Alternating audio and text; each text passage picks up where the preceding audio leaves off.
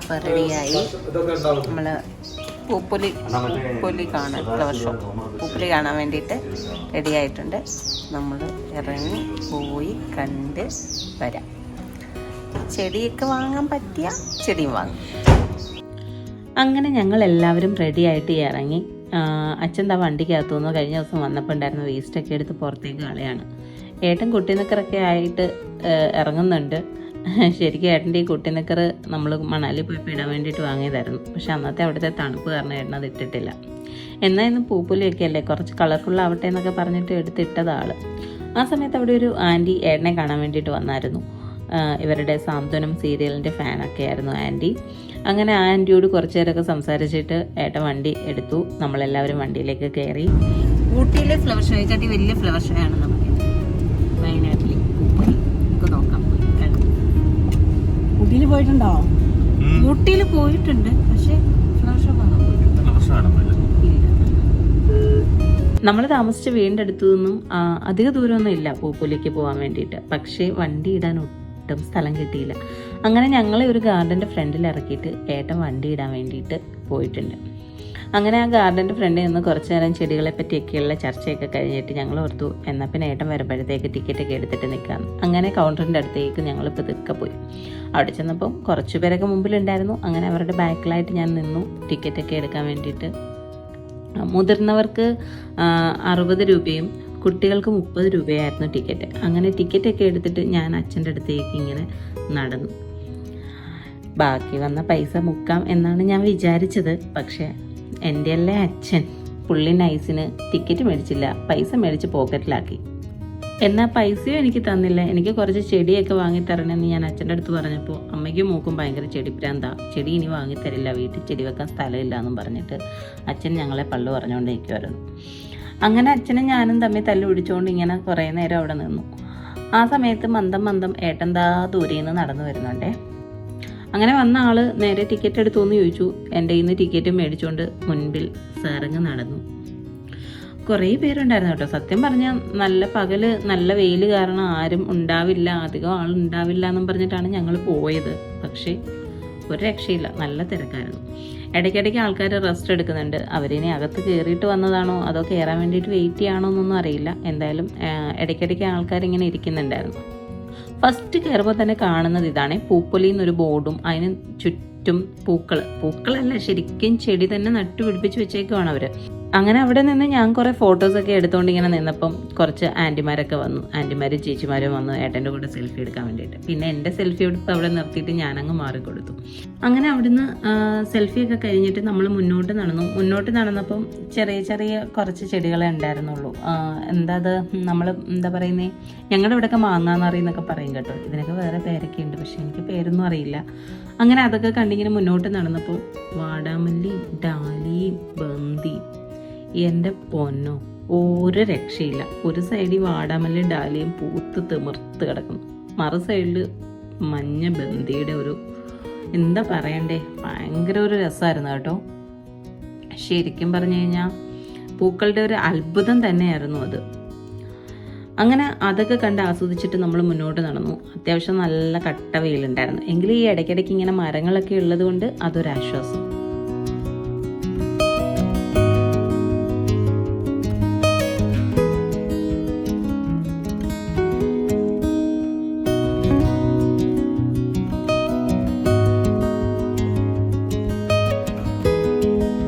ഈ കാണുന്നത് ഇവരുടെ ഓഫീസാണെന്നാണ് തോന്നുന്നത്. അവിടെ അകത്ത് ആളൊക്കെ ഇരിപ്പുണ്ടായിരുന്നു.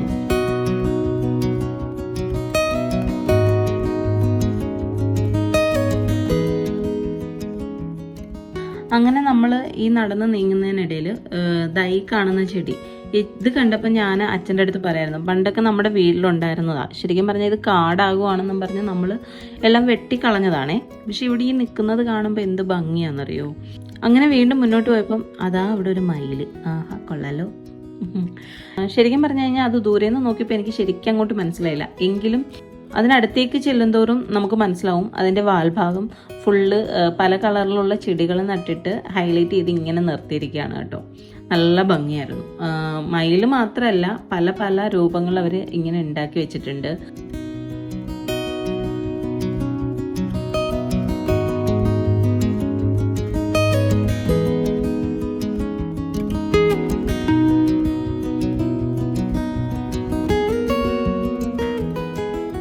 അത് കഴിഞ്ഞിട്ട് ഇതാ നമ്മുടെ കള്ളിമുൾച്ചെടികളുടെ കുറേ വെറൈറ്റീസ്. പിന്നെ ഇതിൻ്റെ ഒന്നും പേരൊന്നും ശരിക്കും പറയാൻ എനിക്കറിയില്ല. ഇതൊക്കെ നമ്മുടെ വീട്ടിലൊക്കെ ഉള്ള ചെടികളാണ്. പക്ഷേ എങ്കിലും ഒരുപാട് കൂട്ടത്തോടെ ഇങ്ങനെ നിൽക്കുമ്പോൾ കാണാൻ നല്ല ഭംഗിയായിരുന്നു കേട്ടോ. പിന്നെ ഓരോരോ മോഡൽസ് ഇവരിങ്ങനെ ഉണ്ടാക്കി വെച്ചിട്ടുണ്ട്, നമുക്ക് ഫോട്ടോസൊക്കെ എടുക്കാനും എല്ലാം. കുറേ സ്ഥലത്തൊക്കെ നിന്ന് ഞാൻ ഫോട്ടോ എടുത്തു, പക്ഷെ നല്ല വെയിലുണ്ടായിരുന്നു. അത് കാരണം എല്ലായിടത്തു നിന്നും നിന്ന് ഫോട്ടോസോ വീഡിയോസോ ഒന്നും എടുക്കാൻ നിന്നതേയില്ല.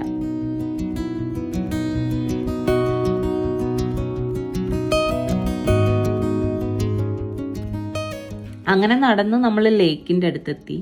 ലേക്കിൻ്റെ നടുക്ക് നിങ്ങൾ കാണുന്നുണ്ടോ, ഒരു കൈ ഇങ്ങനെ വെച്ചിട്ട് അതിൽ കംപ്ലീറ്റ് ഗ്രാസ് വളർത്തിയേക്കുവാണേ. അതൊക്കെ കണ്ട് ഞാനിങ്ങനെ ഓരോന്നോരോന്ന് ഏട്ടൻ്റെ അടുത്ത് ഇങ്ങനെ പറഞ്ഞ് ഓരോ ആൾക്കാരുടെ ഐഡിയ കൊള്ളാല്ലേ എന്നൊക്കെ പറഞ്ഞിങ്ങനെ മുന്നോട്ട് നടക്കുമായിരുന്നു. അപ്പോൾ നോക്കിയപ്പോൾ ബന്ദിപ്പൂ വീണ്ടും. ഇത് ഓറഞ്ച് ആയിരുന്നു കേട്ടോ. പക്ഷേ എന്താണെന്നറിയില്ല, നമ്മൾ ഈ 1 2 ഒക്കെ വീട്ടിൽ നടുന്ന പോലെയല്ല, ഒരുപാട് എണ്ണം ഇങ്ങനെ കൂടി നിൽക്കുമ്പം കാണാൻ ഭയങ്കര ഭംഗിയായിരുന്നു. അങ്ങനെ ഞാൻ ആ ബന്ദിപ്പൂവൊക്കെ കണ്ടിങ്ങനെ സൗന്ദര്യം ആസ്വദിച്ച് ചെന്നപ്പം ഏട്ടൻ എന്നെ ഒരു കൂട്ടം കാണിക്കാമെന്നും പറഞ്ഞിട്ട് ഇങ്ങനെ വിളിച്ച്. ഞാൻ ചെന്ന് നോക്കിയപ്പോൾ എനിക്കൊന്നും മനസ്സിലായില്ല. കുറേ ചെടികൾ, അതിനിടയ്ക്ക് ഡിജിറ്റ്സ് എന്താണെന്നൊന്നും മനസ്സിലായില്ല. അവിടെ നിന്നിങ്ങനെ ഞാൻ ചിന്തിച്ച് കുറച്ച് കഴിഞ്ഞപ്പോഴാണ് എനിക്ക് മനസ്സിലായത് അതെന്താ സംഭവം എന്നുള്ളത്. ക്ലോക്കാണ്. അതിൻ്റെ അകത്ത് നിന്നിട്ട് ഒരു ചേട്ടൻ പണിയുന്നുണ്ട്. എനിക്ക് തോന്നുന്നു ആ ക്ലോക്ക് മൂവ് ചെയ്യിക്കാനുള്ള പരിപാടിയാണെന്നാണ് തോന്നുന്നത്. എന്തായാലും ഞങ്ങൾ നിന്ന സമയത്ത് അത് മൂവ് ചെയ്തില്ല, പിന്നെ മൂവ് ചെയ്ത് കാണുമായിരിക്കും, അറിയില്ല.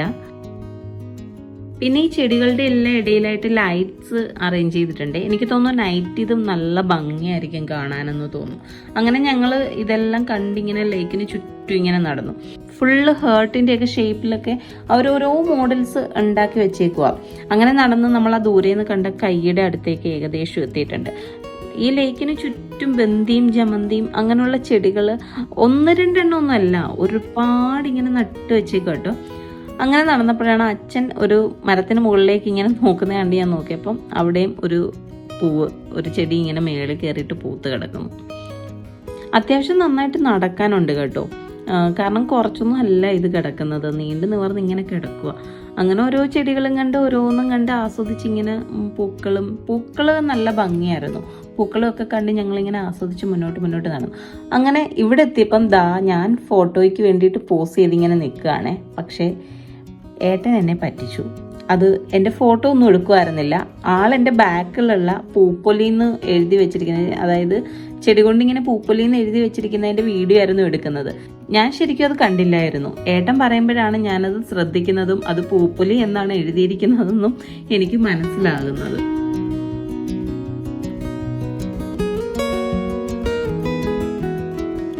പിന്നെ നമ്മൾ കാണുന്നത് ഈ സൂര്യകാന്തിപ്പാടമാണ്. തമിഴ്നാട്ടിൽ സൂര്യകാന്തിപ്പാടം പൂക്കുന്ന സമയത്തെല്ലാം പോകണം എന്നൊക്കെ ആഗ്രഹം ഉണ്ടായിരുന്നു, പക്ഷേ ഇതുവരെയും പോകാൻ പറ്റിയിട്ടില്ല.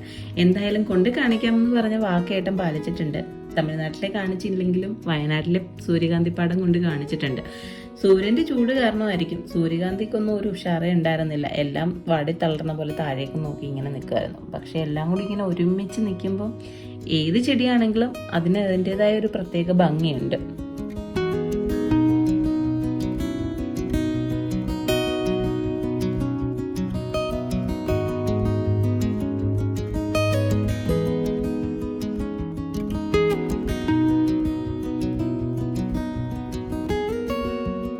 അങ്ങനെ ഞങ്ങൾ അവിടെ നിന്ന് പിന്നെയും മുന്നോട്ട് നടന്ന് ക്ഷീണിച്ച് ഞാൻ അച്ഛൻ്റെ അടുത്ത് പറഞ്ഞു എനിക്കൊരു ഐസ്ക്രീം വാങ്ങി തരണേന്ന്. അപ്പം പറഞ്ഞതിന് ശേഷം പുള്ളീനെ പിന്നെ കാണാനേ കിട്ടിയില്ല. ഇതുവഴി പോയി എന്നൊന്നും അറിയത്തില്ല, പുള്ളി മുങ്ങിയെന്നാണ് തോന്നുന്നത്. അങ്ങനെ എന്തായാലും പിന്നെ ഓടി നടന്ന് ഞാൻ അച്ഛനെ കണ്ടുപിടിച്ച് അച്ഛൻ്റെ കൂടെ നിന്ന് ഒരു ഐസ്ക്രീമും കഴിച്ചുകൊണ്ടിരുന്നപ്പോഴത്തേക്ക് ഏട്ടൻ മുങ്ങി.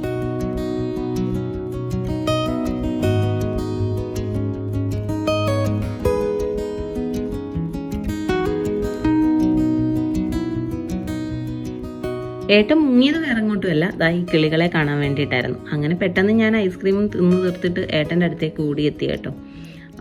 ആദ്യം തന്നെ കുറേ ലവ് ബേർഡ്സ്, പിന്നെ കുറേ കരിങ്കുഴികൾ, പ്രാവ്, അങ്ങനെ ഒരുപാട് ഐറ്റംസ് ഉണ്ടായിരുന്നു. എല്ലാത്തിനെയും അങ്ങനെ ഓരോന്നിനെ കണ്ട്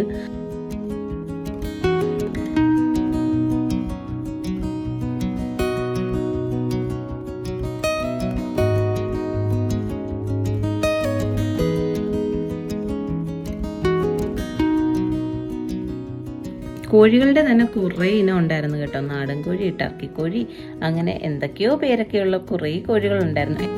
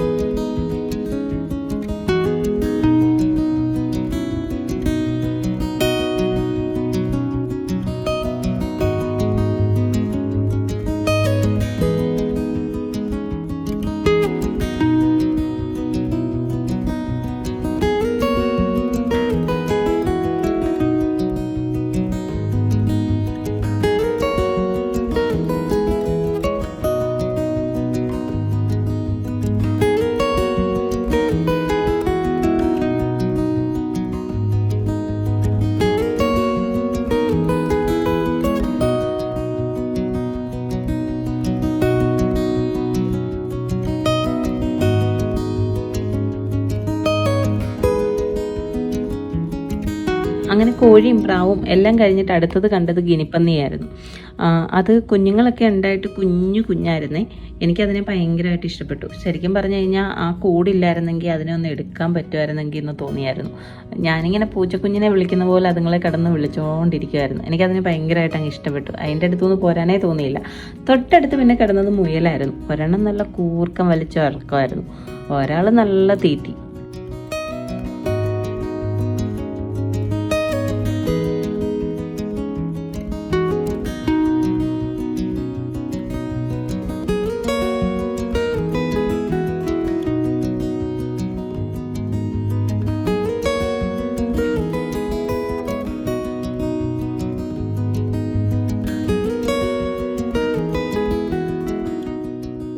പിന്നെയും കുറേ ചെടികളൊക്കെ ഉണ്ടായിരുന്നു കേട്ടോ.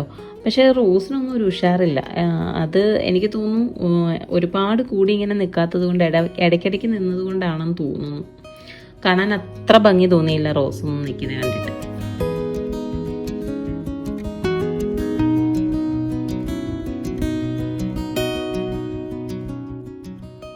പിന്നെ നമ്മൾ സ്റ്റാളിനകത്തേക്ക് കയറി. അങ്ങനെ ആദ്യം പോയത് തന്നെ ബുക്കിൻ്റെ സെക്ഷനിലേക്കാണ്. ഞാൻ കുറേ ബുക്സ് നോക്കി. ഞാൻ ഉദ്ദേശിച്ച ബുക്കൊന്നും എനിക്ക് കിട്ടിയില്ല, എങ്കിലും 2 ബുക്ക് വാങ്ങിയിട്ടുണ്ട്.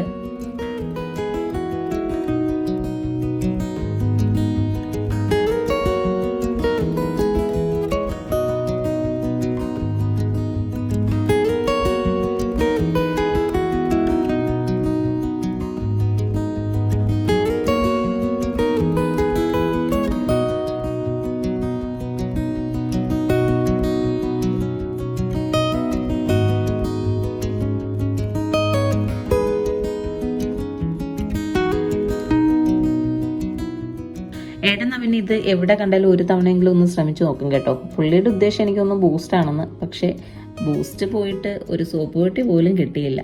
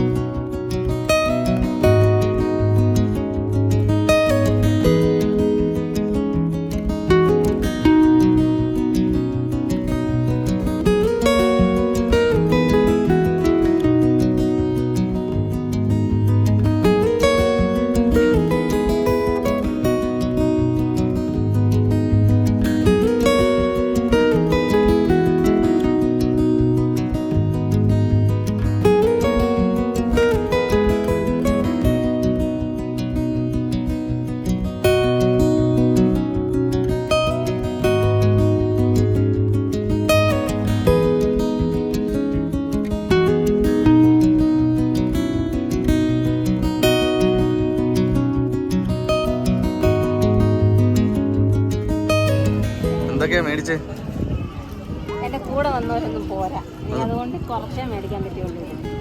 ഒരു ചീനിച്ചട്ടി, ഒരു ഇരുമ്പ് ചട്ടി, പിന്നെ 2 ചെരുപ്പ്, പിന്നെ ഒരു ജ്യൂസ്, പിന്നെന്താ മേടിച്ച, പിന്നെ 2 ചെടി,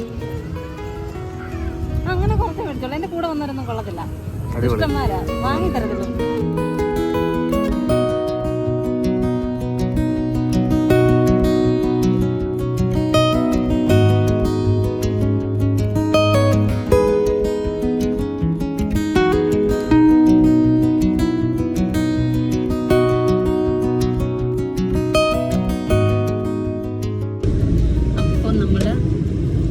വയനാട് പൂപ്പൊലി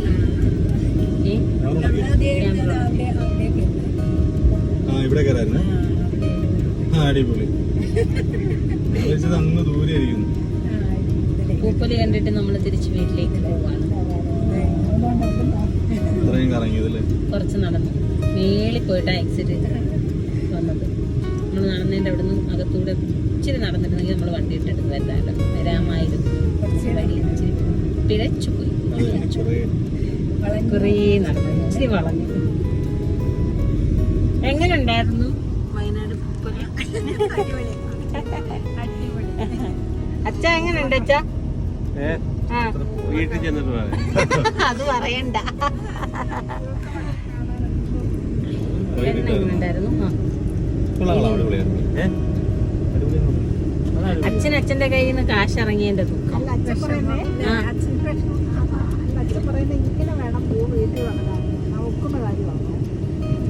ഇങ്ങനെ വളരണമെങ്കിൽ ഇങ്ങനെ മെയിൻറ്റെയിൻ ചെയ്യണം. അങ്ങനെ ഒരു ഐറ്റം തന്നെ കുറെ വേണം. പൂക്കൾ നിൽക്കുന്ന ഭംഗി ഉണ്ടാവും. ഇതിനാദ്യം നമുക്ക് ഈ ചെടികൾ വാങ്ങിക്കണം. ഒരു ചെടിയുടെ തന്നെ ഒരു 10-20 എണ്ണം നിൽക്കുന്നതുകൊണ്ടാണ് നമുക്ക് ആ ഭംഗി തോന്നുന്നത്. അതിപ്പോ അവിടുന്ന് ഒരു ചെടി മാത്രം വാങ്ങിക്കൊണ്ട് ഒരു ഭംഗി ഉണ്ടാവില്ല. നമ്മുടെ അവിടേക്ക് ആയപ്പോൾ ഈ മാങ്ങാനാറി എന്ന് പറഞ്ഞ ചെടിയില്ലേ, അത് കൂട്ടത്തോടെ മഞ്ഞ കളറിൽ നിൽക്കുന്ന കാണുമ്പോഴാണ് അതിന് ഭംഗി. ഇവിടെ അതിന്റെ വെറൈറ്റി കളറൊക്കെയാണ്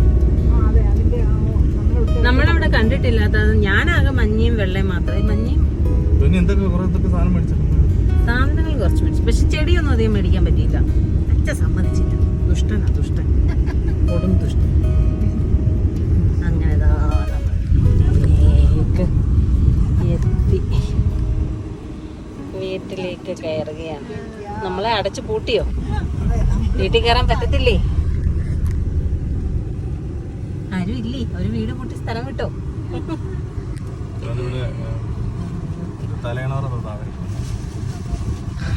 അപ്പം വീട്ടിലെത്തി. ഫുഡ് കഴിക്കാനുള്ള സമയം. ഞങ്ങൾക്ക് വിശക്കുന്നു. ഫുഡ് കഴിക്കട്ടെ.